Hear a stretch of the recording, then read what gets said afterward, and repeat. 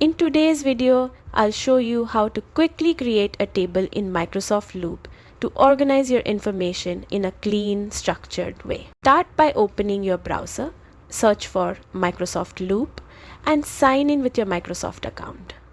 Once you're inside your workspace, look for the plus button on your page. This is where you can add new components. From the menu, select Table and a new grid will appear instantly.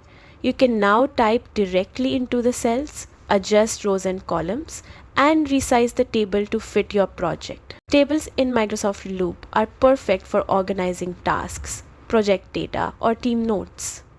They're easy to expand and update as your needs grow, making collaboration smooth and efficient. And that's it. You've created a table in just a few clicks. Don't forget to like and subscribe for more Microsoft Loop tips.